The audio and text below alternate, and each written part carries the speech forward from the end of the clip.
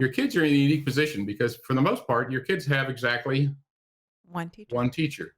So you're either going to become their favorite teacher or you're going to become largely forgettable in terms of academics and in the role of teacher. And that's a sobering thought. And so I want you to become your kid's favorite teacher. At the end of yesterday's episode, I said I wanted to talk today about becoming great teachers.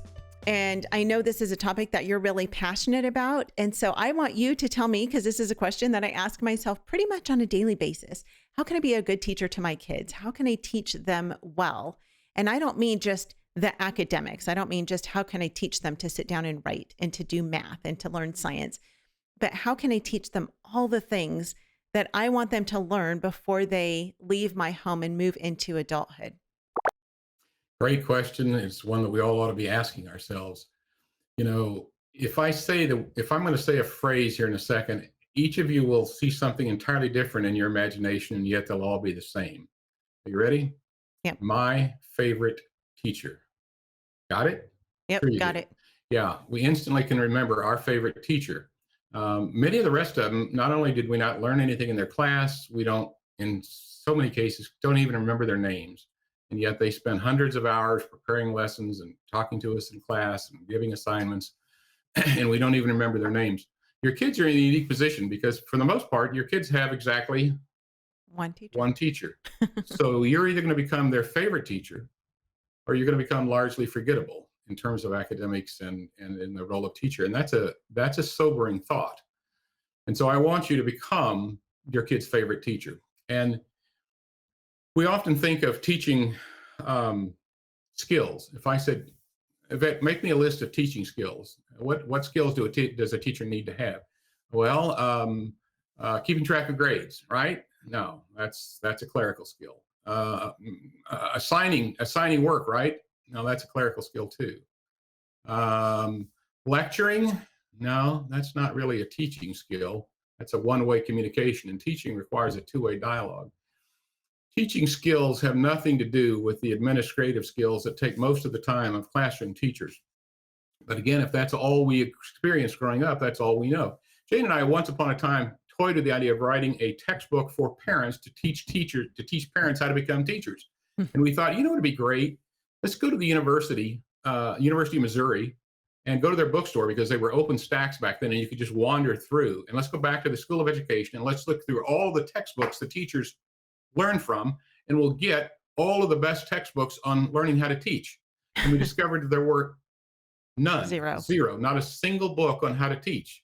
They were almost exclusively, and this was some years ago, books on how to deal with administration, how to deal with frustrated parents, how to deal with a disruptive classroom, how to deal with special needs kids, how to deal with, had nothing to do with teaching.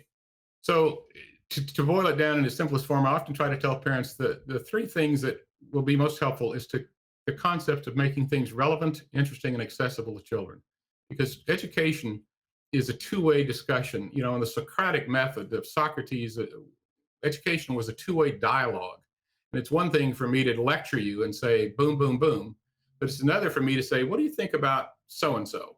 And you'd say, well, I don't know. I was thinking this. And then I say, what if I told you that da-da-da-da-da? And you'd say, oh, well, I hadn't considered that. Well, in that case, and so education becomes this two-way experience. And as you learn to make information accessible to your children and relevant to their lives and capture their imagination or capture their interest, then real learning begins to take place. And in fact, if you fail to do that, it's like pushing a rope uphill for a long, long time. But if you get that thing figured out, it's like, I would remember the commercial several years ago. I think it was an insurance company where I think they were hamsters or something. I can't remember, sticking little propellers out the window of the car going wee, wee down the hill.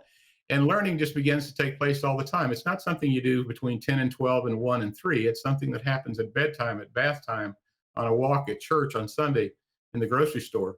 Every opportunity is a learning opportunity. And genuine teachers learn that early on and begin to set aside that old model that learning takes place and requires a textbook and a test and a grade and takes place during school hours.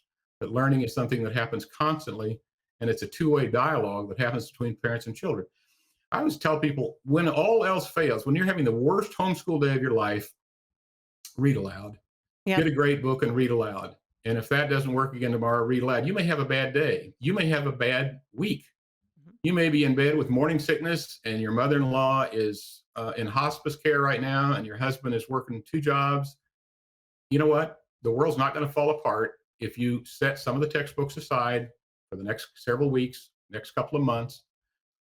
Read aloud, because out of that reading is birthed everything from knowledge to wisdom to heart knowledge. There's so much that comes out of great literature, and by choosing great books, you and your kids can go on an amazing learning adventure. And that's what great teachers figure out. It's not the administrative skills of test taking and score record keeping and all that. Those are not teaching skills. Those are clerical skills, administrative skills.